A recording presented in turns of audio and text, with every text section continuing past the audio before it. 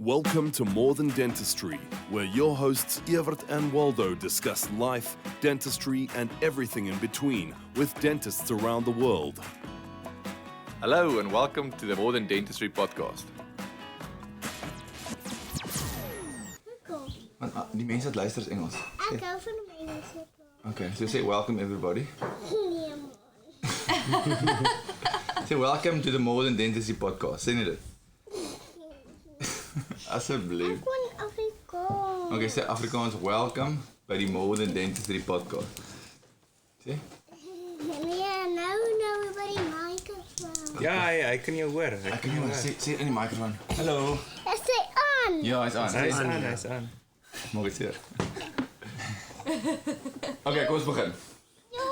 Dis Jy sê die ander mense dan ek. Okay, die ander mense, jy kan ons reg. Kom ons begin. Begin ek. Okay, welcome to the More Than Dentistry podcast. We're sitting at the Krom River in the Eastern Cape. We just finished our composite on the Krom course, and we've got 3 dentists all the way from Cape Town. I'm going to ask them to introduce themselves and tell us quickly about themselves. Hello, I'm Stefan Coetzee. I'm a dentist in Cape Town in Noordhoek at Long Beach Dental. I've been there now going for my second year. I'm recently qualified from the University of Pretoria, and doing general dentistry and continuously now educating myself and going to a lot of courses now in the beginnings, basically spending all my money on that, but it's quite good, and I think it's a good place to invest in yourself in your early days. Yeah, hi, I'm Shanne Maree from Cape Town. I grew up in Wellington on a farm, but I left that for dentistry. I still have to find out why. No, I'm joking, I actually like it. So I'm working in the same practice as Stefan in Noordhoek in Long Beach Dental. Beautiful practice, and I'm enjoying what I'm doing at the moment. I've been in private practice for 2 years, so I'm still fairly new to everything, but I really love all the education and everything that we are doing at the moment. Then we've got Liezl Kemp. She thought she's not going to talk on the podcast, so she's a good friend of mine from class, so we're going to ask her to introduce herself. Hi, so my name is Liezl. I've been in private practice since 29 in Claremont, Cape Town. Finished or graduated at the University of Western Cape, did my community service at 3 Mill in Bloem, which was an amazing experience. And so far so good. Loving dentistry, loving life. Got a 2-year-old daughter, and Good. I think the idea of the More Than Dentistry podcast is to get to the younger generation people, and that's the people we're talking to today. I think that's the people that's listening as well, and I know you two definitely are big into podcasting. Liezl, are you also big into it? Do you listen to podcasts? not a lot. Okay, we just finished the composite course, and you guys flew all the way from Cape Town for that, and we really appreciate that. So you obviously value education quite highly. Definitely. Tell us, why do you go and do extra courses and try and upskill yourself, Shanne? Well, for myself, I feel that you can only be confident in what you actually know. You can only offer a service with confidence if you know what you are doing. So as a 25-year-old when I started, or 26-year-old now, dentist, I mean, to be confident is quite a difficult thing. And if all the patients look at you and you have to sell a treatment plan, I mean, you should sell it with some confidence, and the only way to get the confidence, I feel, is to actually know what you are doing. So I just thought, like, if I don't have the experience, then I should probably start educating myself, because that's the only thing I can control. So that's why I'm doing it, and I love it. It actually sparks the passion and gets you interested in the stuff again. So yeah. And then how quickly do you implement anything that you learn at a practical course like this? Well, I'm very fortunate. I'm in a practice where the owner is a big mentor, and she allows us to do everything under her guidance. So for myself, I implement it immediately if I can, and I feel that it helps a lot, because if you don't implement it immediately, then you lose that. I did a clear aligner course, for instance. I didn't implement it immediately, and now a year later I'm kind of regretting it, because I feel like to get back into that is going to take a while. But with everything else, I try to do it immediately, and like I said, I'm very fortunate because the owner of the practice supplies us with the material, and she wants us to do good work, so it's amazing. Thank you, Janelle. Welgemoed. Yeah, I think that it's quite important to go and implement that type of knowledge that you've got from a course, and when you do that, it actually pays for the course. Definitely. The amount of money that people complain about, the amount of money that they spend for the course, and the money that you lose because you're not in your practice, that's actually null and void once you start doing the work, if it's a course that actually broadens your scope of practice. No, definitely. And the thing is also to plan patients in advance that you're going to do the things that you're learning. Like on Wednesday, I'm seeing my first full composite rehab case from 7 to 7, and I'm quite excited about it. So that gives you something to learn from, but it also leads you to definitely do what you. And obviously, you're focusing more while you're here for the weekend because you know you're going to have to actually do it. Yeah. So it puts a little bit of more emphasis on knowing what you're doing and paying attention. What's the courses that you guys have done that you've seen as like good courses to go and do? Because we often see that these, call it overall courses, that just a lot of talking, you don't learn that much, and they just show cases that you're not going to do. What value do you find out of something like a hands-on course? No, it's amazing. I think the first course that I did, the first big one, or if I say big one, I mean the money that I paid, because it's when you're 25 years old. That's obviously what you're looking at. So my first big one was the bridge program. And I think the reason why I paid that amount of money was because I knew that every single lecture has a hands-on. So it's not just me sitting writing, doing notes, because I did that for 5 years in university. So what I need at the moment is practical stuff there where. So actually I spoke about the experience just now. What is experience? When you get experience, you learn tricks. You learn how to do it faster. So if you can get that from someone else with experience, then you don't actually have to make the same mistakes. So the hands-on definitely helped me a lot with that. So and the thing with the bridge is it covers every aspect, from the business side to how to deal with assistants, treatment planning, not doing your first implant, but restoring your first implant. It's quite a comprehensive case to start as a newly Comserve. And what sparked your interest to actually go and do that? I mean, when we came out of university, we didn't have any sort of courses, and we had to make the mistakes. What set you apart from the colleagues that also graduated with you that didn't go to these courses? I personally feel that it is sort of a mindset thing for you to actually go and try and get some more education, but what do you feel was that thing that sparked you to actually progress a little bit faster, actually more than your counterparts? I think for me, I have a very clear vision of where I want to be. I have goals that I have, and to reach that goals, I know what I have to do to get there. So I felt that if I'm not going to do things, if I'm not going to do courses outside of dentistry that I already did, or outside of university that I already finished, I'm not going to set myself apart from the rest of the dentists. So for me, I knew what I had to do to reach my goal. I know what I have to do to reach my goals, and I have a clear vision of where I see myself.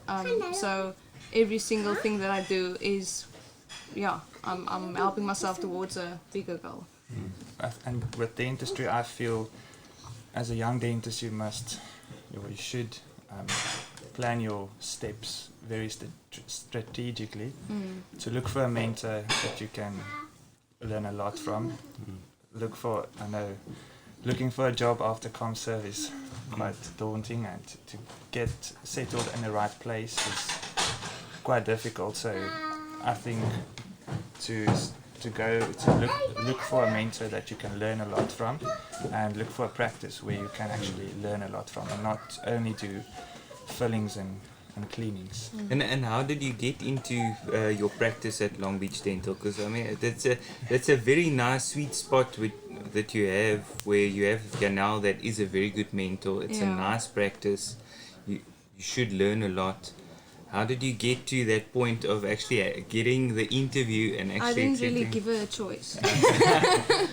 No, she always tells the people that I gate crashed her practice because I honestly went there and I sat and I was like, I will do anything. I will do marketing if you want me to do marketing for whatever Which amount is of done. I did for 2 months. I just did marketing and marketing and practice management for her. And I just sat with her, like learned whatever she did. If she does codes, if she does tariffs, like that's what I sat and I didn't touch a drill or a burr. So I just sat and watched her and like basically did everything she asked me. And then eventually she was like, oh, damn it. Now I have to pay her. So then eventually it just worked out that way. She was busy opening another practice in Simonstown, which is beautiful. It's finished now. It's more the specialist center and the referral practice. So she opened that practice and I knew she was busy opening that practice. So I was hoping that one of the people in Noordhoek would move over to that practice and that the chair would open, and it worked out that way. So I think Janelle is also very strategic in a ways. She plans everything ahead, and she wouldn't have kept me there if she didn't know that it's going to work out at the end. So I knew, even though I'm not in a chair, I'm still working towards something big. So it's a beautiful story. Now I think a lot of the times people are short-sighted in the way you do something. Or you take maybe no for an answer too quickly, or you need to be willing to work for nothing. If you've got I often say there's this big thing about young kids not getting jobs coming out of school, and if you're willing to go to any business and tell you I'll work for free, firstly you'll get experience, so that will make you more employable in the future, and if anything that's such a good reference for you in the future. And then the second point is just like linking up what you said about mentorship, linking up with the right people. That's crucial in the beginning. Janelle did not she did pay me. No, she always looks after us really well. So but I understand what you're saying about the working for free. It's very true. But in my case, like I said, she's amazing. So even though I didn't work in the chair, she still paid me a very decent salary. So Liezl, you said something about loving dentistry, loving life. It's when I hear loving dentistry, it's always a complicated thing, because dentistry has got stressful things, it's got challenging things. Is it just out of the fact that you've got family that's also in dentistry, your brother's in dentistry, your father? It feels like the whole family. Yes. What about dentistry do you love? I don't know. I think it's just it's when you meet someone, a lot of the times, despite the fact, you can be a normal person, if I can say it like that, and if you meet someone and they've got bad teeth, it's something that you pick up immediately. So I think just being able to be in a position where you can then actually make a difference, and something small like helping a child that's petrified of the dentist, helping them become more comfortable. For some other reason, people think we are very good with kids. So they actually, so my practice started out as a pediatric pet practice. I'm sorry. Zeg je weer? I'm sorry to hear. No, but I love it, because I did, after university, I did a postgrad in PDD in pediatric dentistry, and I don't know, people then thought, okay, she's a pediatric dentist, which I'm not, because you can't actually be a specialist pediatric dentist. But anyway, long story short, so we started seeing quite a lot of kids like with special needs, autistic kids, and it can be quite challenging sometimes. But I think just the reward of being able to look back then after 2-3 months and being able to get that child in the chair, do fillings, do extractions without the need, to do it under general anesthesia or sedation, and then just healthy, good-looking teeth, if I can say that. Getting to a point where we're almost talking about tension and some stress and things in your practice. How do you, as young dentists, handle your stress? Do you Glass have of wine. No, I'm joking. Before work or after work? before work? Oh, sometimes even during. No, I'm joking. So we try and create an atmosphere in the practice that's more relaxed. So we'll play a movie or cartoons or whatever for the child, and it feels like as soon as the patient is relaxed, it's almost like no matter what you do, the whole treatment approach is also slightly more relaxed. And then we also just try and, or I don't know, I try and just remember that even though it's a very difficult case or a difficult patient, we all have our struggles, and it's always nice talking to other people. And I think that's what's also so nice about this weekend, especially with me and Evert, who studied together, is to know that we are all in the same boat at some other stage. And people might say, oh, this has never happened to me, or that's never happened to me. It actually has to all of us somewhere along the line. And that's Just to try and get something outside of work, like canoeing or doing something completely different. Yeah, but that's the amazing thing about being a group. We actually hear the truth of what's happening. Definitely. Sitting in a lecture and someone showing you the amazing Nice cases pictures. and the amazing pictures is one thing, but listening to the failures or sitting around the fire or going on a boat and seeing, that's how you learn. And then you realize maybe I'm not as bad as I thought I was.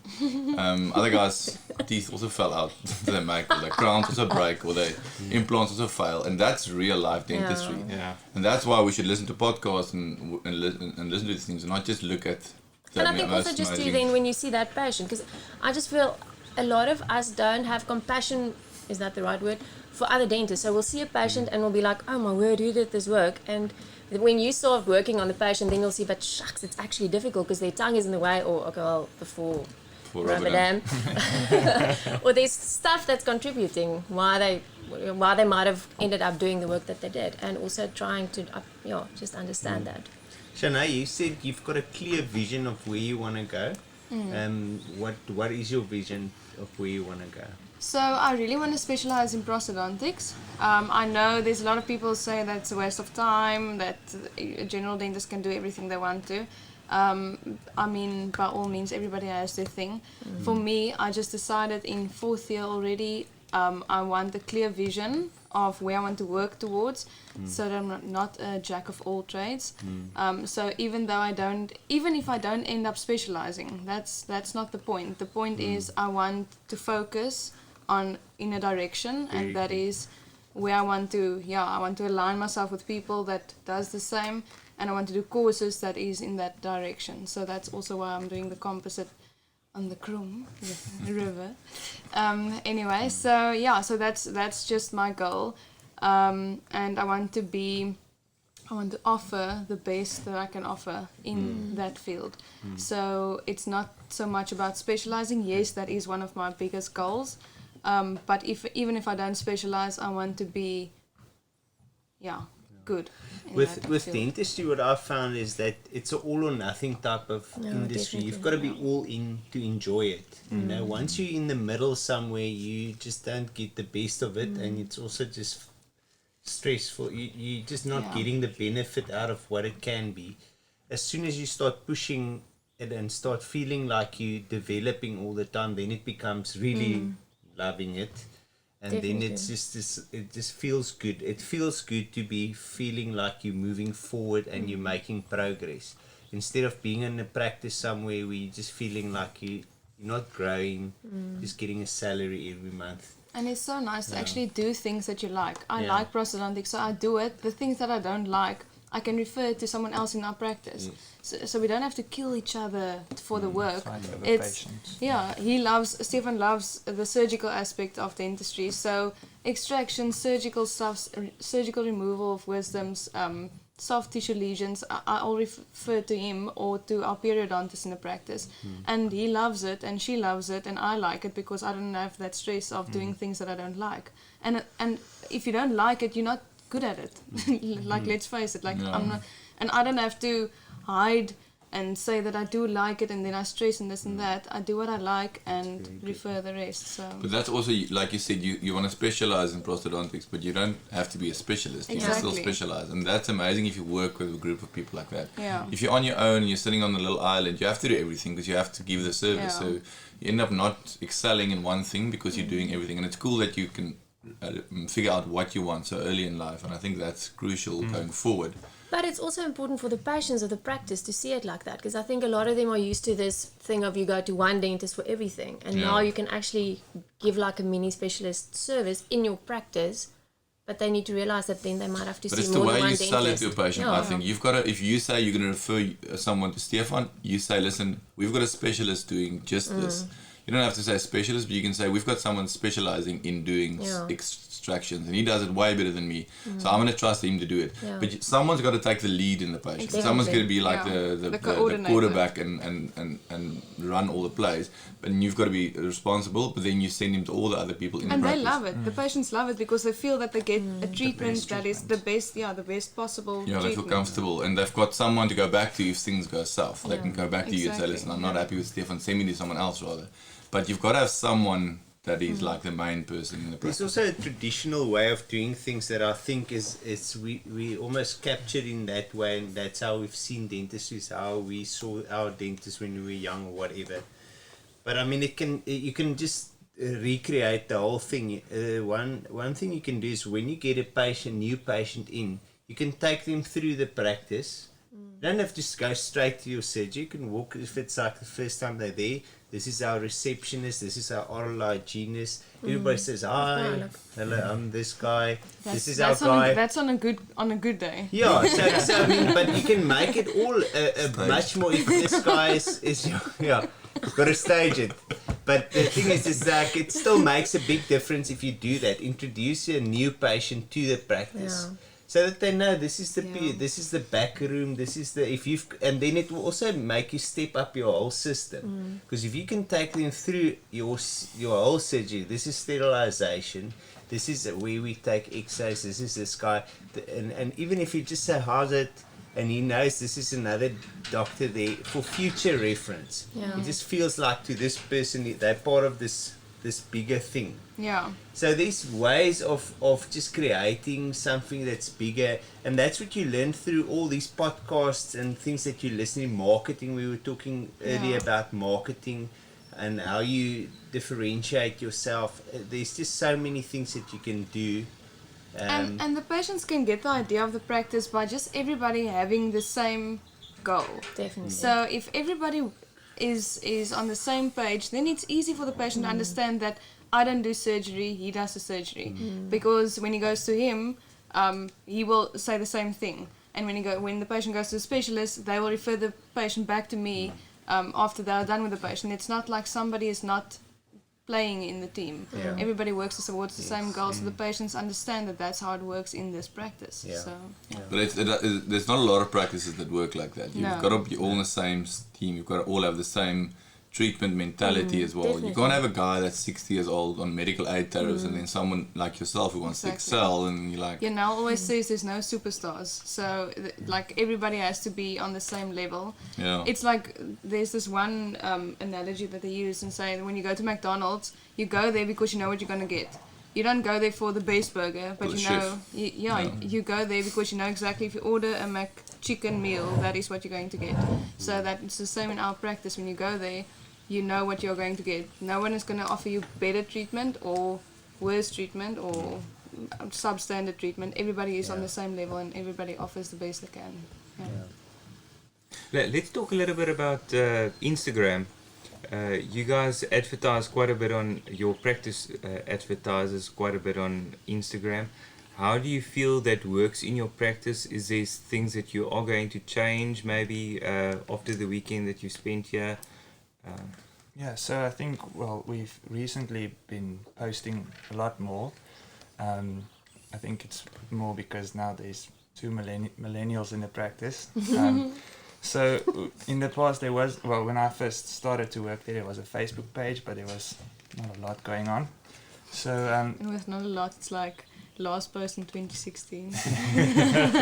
Yeah, but we've changed that, and I think, well, at the moment it was just advertising and promoting our services, but I think we're going to move towards patient education more, start blogging, posting more videos, but also I think it's very important to showcase your work as well for education, but also to show your patients what you actually can do for them.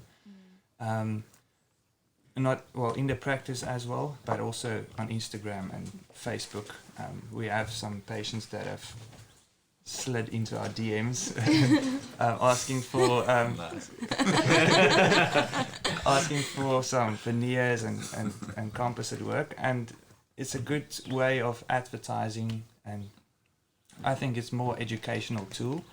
But I also feel like for dentists it provides an educational tool for ourselves also. Being connected with international dentists, you can just quickly ask them what type of matrix system that they use for this, or what is their bonding protocol, or so it's a very powerful network to be on. No, it is definitely. I think it's very important for the patients to understand dentistry, to have a good dental IQ, like we learned this weekend from Evert. From Peter Bridges, actually.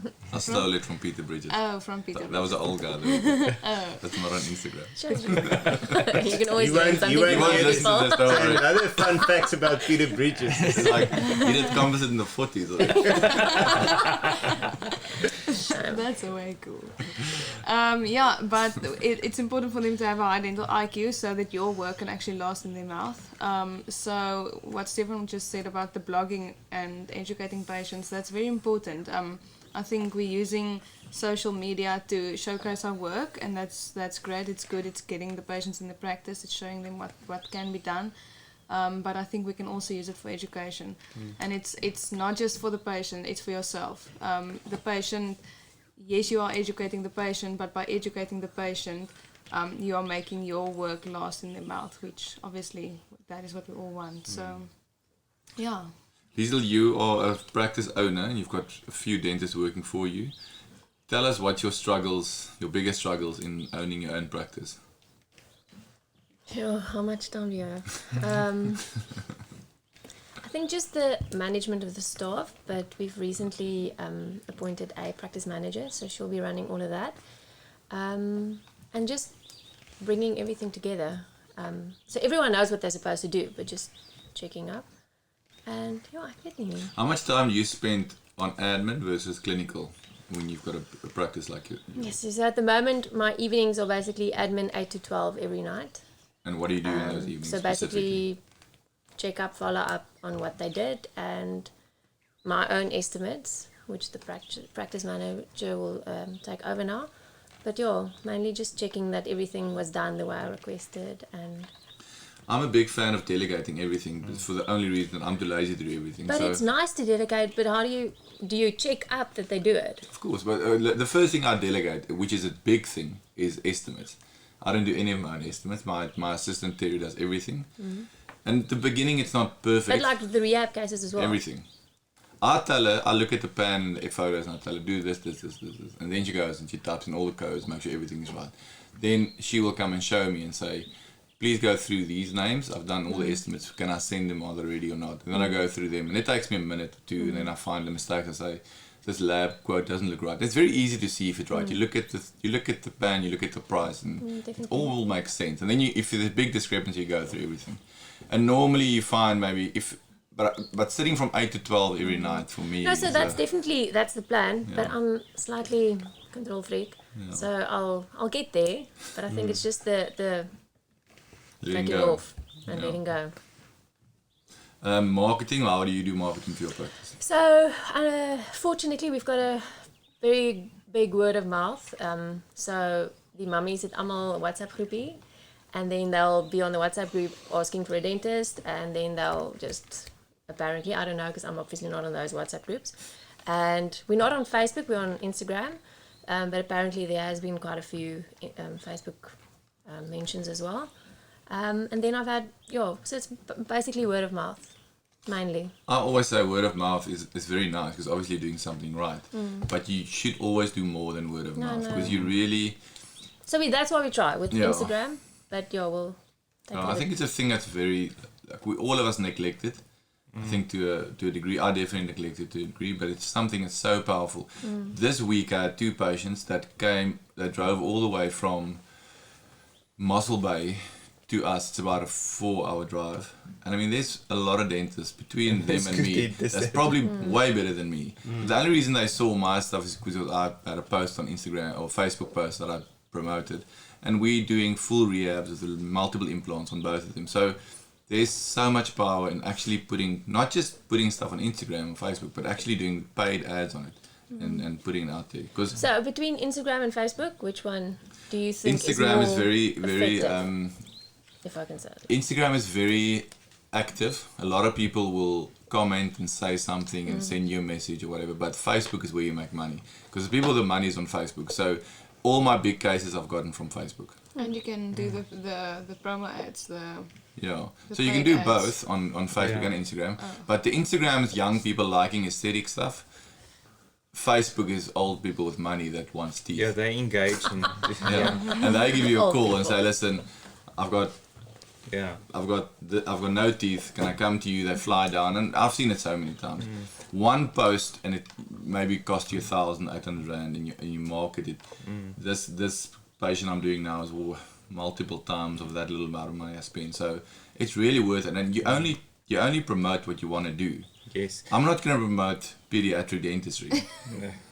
So I'm just going to promote the stuff that I like to do, and then I'm going to see those people. And the more I promote it, the more I get, the more word of mouth I get. So I really think if you do your own practice, you should have a budget to spend on marketing. Yeah. I think I'll hack your Facebook account.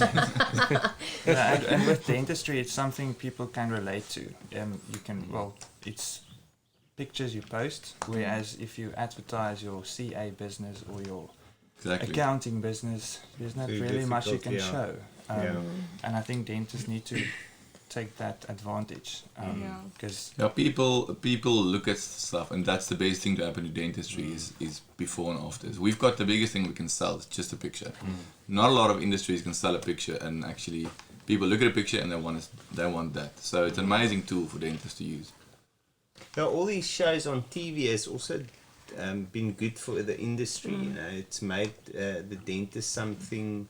A guy that's gonna help you, and just like the whole idea of a dentist is now suddenly much more positive, which is good. And then also the other thing is, so the view of the public of a dentist is becoming better, I feel. And then the other thing is also it connects us with other dentists. It feels to me like previously people were very disconnected. The guy was just in his little practice on his own, doing his own thing, struggling with his own things. Yeah. Now suddenly people are connecting, we're doing all these courses. I don't think we've talked so much about our emotions ever. Suddenly people are talking, how are you feeling about doing dentistry, and how are you coping with this, and what do you do about that? Previously they probably just talked about... They just drank. Just drank, Or but people you'd get to a course or something and said, are you busy? And then the guy would say, yes. And you'd like, I don't have any patience. But you're not even telling the guy. Okay, guys, we're at the half an hour mark. I think we should wrap it up. I think each of you must tell us what do you want to hear in the podcast in the future? What kind of, because you the guys are the crowd that we want to reach with the podcast. And also, what did you enjoy about the Composite on the Krom this weekend? Liezl, let's go with you. Is it because I'm the oldest? Yeah. So I think just seeing the techniques you use and how there's like one or two things that if I change my way or approach, that I might actually make it more easier for myself. And it's actually just the interaction was nice, the hands-on was nice. And You didn't ski though, that would have been the best part. yeah, but listen, we'll talk again. My thesis needs to be done in 3 weeks, so after that I'll come and visit again. And At the podcast, what would you like to hear us? Who do we need to interview, or what I kind would of stuff? like to find out more a bit about just, the ways you guys handle not consent, let's see, it's on happy spot. Like difficult patient interaction and maybe just almost like preparing the patient for more difficult cases, you know, for what could go wrong, that they don't feel like they want to sue you afterwards. Yeah. Go listen to the podcast with Simon Shaw. Simon Shaw, it's quite good. And the one with Carl Stanley is also quite good. Cool. Yeah. Talk a lot about their feelings. Is there a lot of wine involved? Not enough. You should drink wine. Okay, Shanne, what do you like to hear on the podcast, and what did you enjoy about except the skiing that you couldn't do? That is extremely rude, but okay. So I didn't enjoy the composite course at all this weekend. Lekker. Kept on falling. Okay, so what I would like to see on the podcast, so I am very much after streamlining things in the practice. I want Systems. Systemization. I want to use my time to make money, to offer great service to the patient, to make the patient happy, and to obviously at the end of the day it is a business. So I want to streamline things so that everything runs one step after the other. My assistant knows exactly what comes what step comes after the other, and I just want to systemize everything in the practice that I do. So I am looking for. The guy we need to interview for systems is called Darby Slebush. He's in our study group, and he's got more systems than I think there's teeth in everyone's mouth in the world. So he's amazing on systems, and that's the kind of guy we'll speak to for that. That would be great. What did you enjoy about the course, except the skiing? The food. The food is amazing. Your wife is brilliant. So the thing I enjoyed I enjoyed the hands-on a lot, the practicals, and the fact that it was a smaller group where it's very interactive. I can ask my questions, I can make my mistakes, which I did. So I enjoyed that a lot, and the fact that we all stayed in the same spot made it very nice. So we chatted a lot, and obviously it's a very social but also educational environment. Very, very nice, very I think and that's what we always talk about the study group, we always stay together, and the time you have talking to an older guy at the table while you're eating and he shows you a case, that you learn more from that almost than from the whole course. So there's always these little things that you learn from that you didn't plan to learn from, and that's actually amazing. That's what makes things like this very special. And because we're all dentists, we're basically almost the same person, so we know exactly what we're feeling. The emotions. And the things we go through each day. I feel like there's some hidden emotions there. I'm like... I'm crying now. No, I used to cry. It is a lot. Yeah, but for me, this weekend was quite good being out of the normal day routines, and also being a completely different kind of course, being out in the outdoors on the boat skiing or trying to ski. You skied the best out of all the Cape Town people. Yeah. There are Shanne only was 3 the people worst, from Cape Town and and the one other one didn't ski at all. So you were the worst. Yeah, I think we're going to be disappointed in the next course at the Implant Academy or something. Not being able to go on a boat or morning cruises, but it's very, very relaxed, and I think the camaraderie that we've had here this weekend, I think made new friends and learned a lot from Composite, but also from the tech side, also from the technician side. Yeah, it was very cool. The technician and the reps was here as well. So it's also a very comprehensive course. Yeah. Okay, any last words from you guys? Yeah, I think that was a good one. Yeah, thanks for coming down all the way from Cape Town and joining us on the Krom River. Down, coming up. It's actually down. You know what I'm talking about. It's actually down. But it's so lucky to have you guys here, and it's an honor for us to welcome you to our part of the town or the world. So thanks for coming down. We had our masks on to prevent the coronavirus, but we enjoyed the course. Cheers. Cool, dankie. Bye.